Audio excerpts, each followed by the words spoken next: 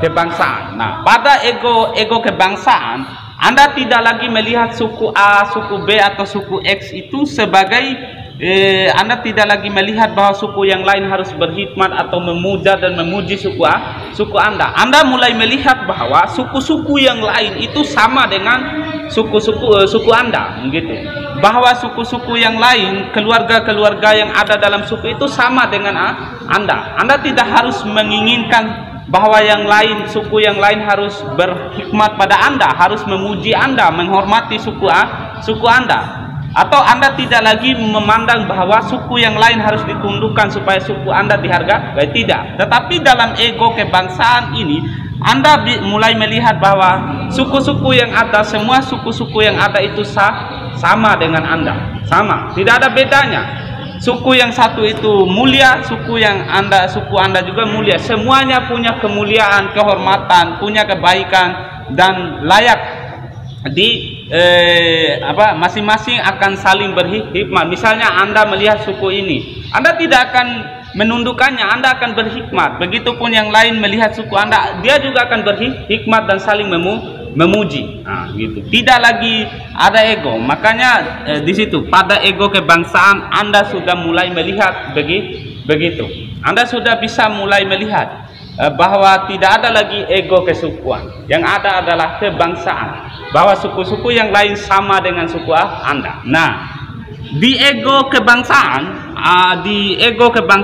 kita masih bisa melihat ego kebangsaan ini. Di ego kebangsaan, efek yang muncul di ego kebangsaan ini adalah saling menjajah.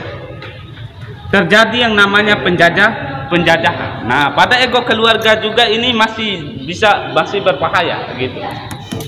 Dia masih berbahaya karena di ego kebangsaan masing-masing dia menganggap bahwa bangsanya yang mulia, bangsanya yang terhormat, bangsanya yang tinggi, bahwa bangsa yang lain harus ditundukkan untuk bangsanya. Maka terjadi yang namanya penjajahan, neokolonialisme, atau terjadi yang namanya imperialisme. Ini yang memotivasi penjajahan itu terjadi. Misalnya begini.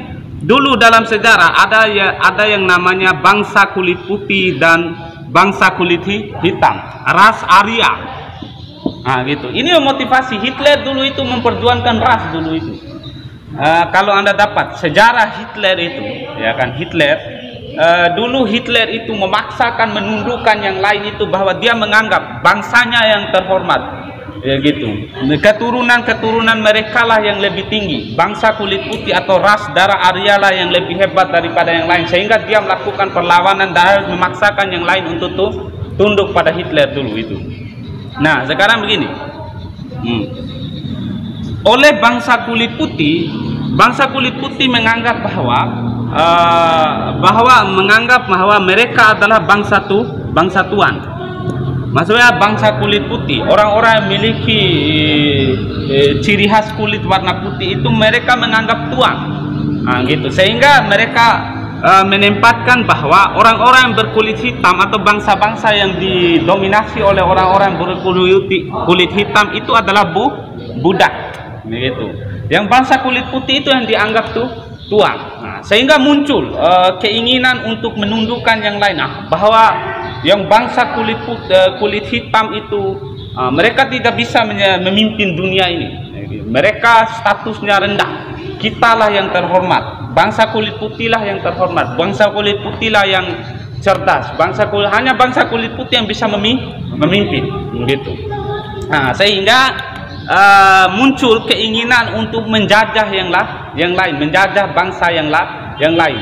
Apa tujuannya untuk menjajah itu? Bahwa bangsa yang lain harus tunduk pada bangsanya, bangsa yang lain harus memuja bangsanya, bangsa yang lain harus memuji bangsa dia.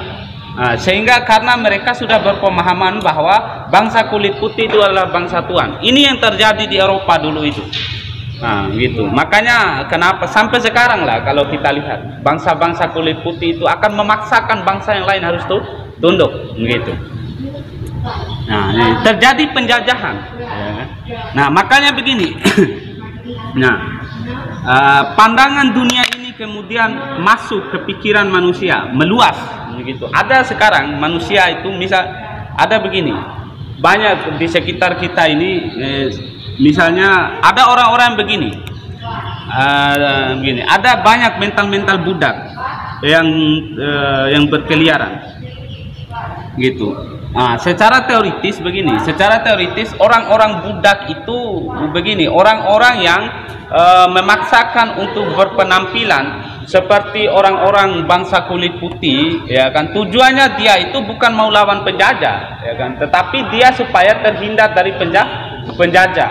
Padahal dia sudah secara teoritis dia itu memiliki mental budak, gitu. Banyak misalnya begini. Sehingga begini, ini sudah masuk di pikiran generasi ini, bahwa ketika orang itu dianggap ganteng atau gagah apabila kulitnya putih, gitu, hidungnya harus mancung, sehingga yang pesek harus operasi hidung, gitu. Iya, coba lihat generasi kita ini, laki-laki perempuan, dianggap gagah kalau mirip-mirip barat, gitu, rambutnya harus kuning, gitu, dicat, gitu, hidungnya dibuat mancung, gitu. Jadi orang itu disebut cantik apabila mirip-mirip Korea. Ini mental budak yang terjadi pada generasi ini.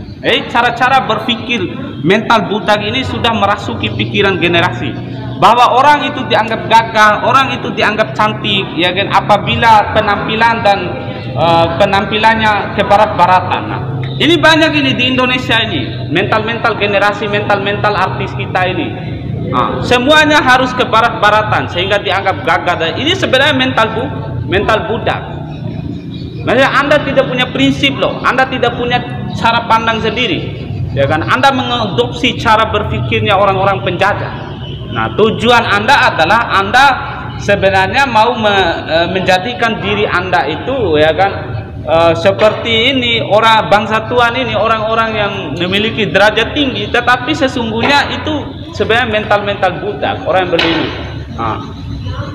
Kadang orang-orang seperti itu, saudara, teman-teman, orang-orang seperti itu dia malu mendengarkan musik-musik tradisional, dia malu mendengarkan musik-musik tanah air, ya, dia malu mendengarkan karya-karya daerahnya, karya-karyanya, dia malu. Dia lebih suka musik-musik yang dari barat, dia lebih suka musik-musik yang reggae, pop, gitu, yang Korea. Itu mental budak.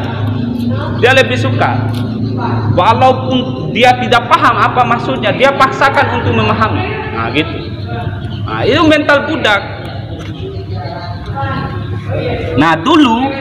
Dulu waktu zaman penjajahan itu terjadi. Misal ketika Belanda dulu menjajah Indonesia, dulu ada ini pribumi. Biasanya salah satu cara pribumi untuk menyelamatkan diri dari penjajah dulu itu, dia berpenampilan seperti penjajah. Maksudnya dia berpenampilan seperti penjajah.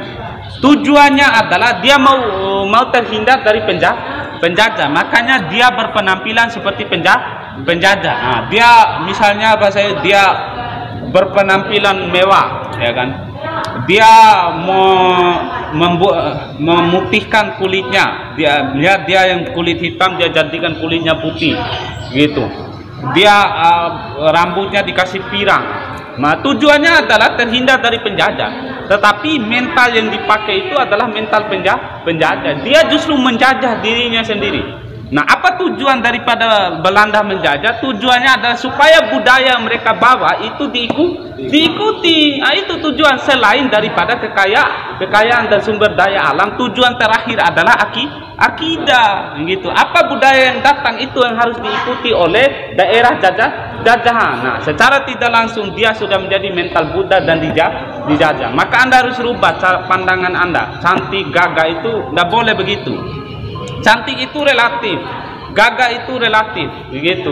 Anda harus punya prinsip, gitu.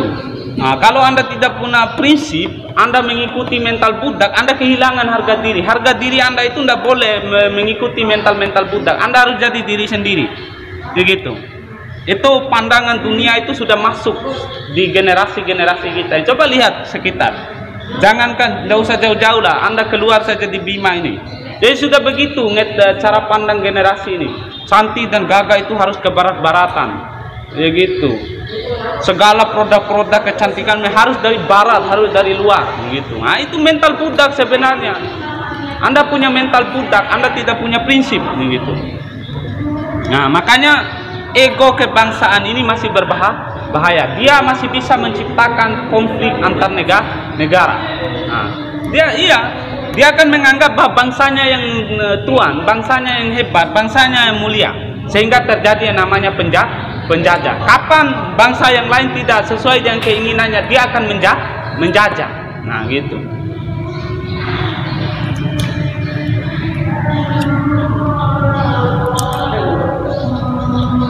Makanya jangan jadi mental budak. Rubah cara pandang kita yang harus rubah, gitu.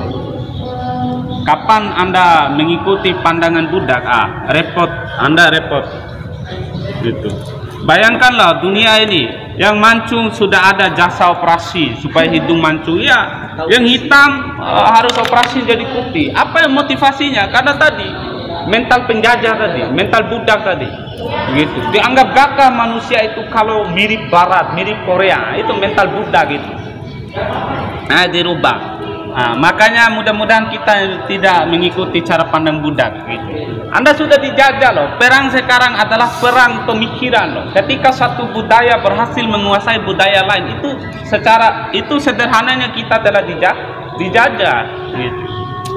Nah, tadi ya, ego kebangsaan tadi masih berbahaya. Ego kebangsaan. Nah, ego kebangsaan ini belum bisa menciptakan keadilan atau perdamaian dunia. Karena ego kebangsaan masih bisa menciptakan konflik. Tentu saja konflik yang akan muncul adalah konflik antar bangsa. Bangsa saling menjajah satu sama lain. Nah, gitu. Lihat saja, Anda lihat coba Amerika, Perancis, Inggris, negara-negara yang memiliki hak veto di PBB itu, mereka saling bersaing untuk menguasai yang lain, gitu. Makanya dimotivasi apa yang motivasi? Ego kebangsaan. Bangsa kita yang lebih hebat, gitu. Alat perang kita, alat perang bangsa kita lebih hebat daripada alat perang bangsa yang lain, gitu. Motivasi ego kebangsaan akan munculkan yang namanya konflik antar bangsa, saling menjajah. Bahwa dalam ego kebangsaan tergabung yang namanya kesukuan, keluarga, dan individu.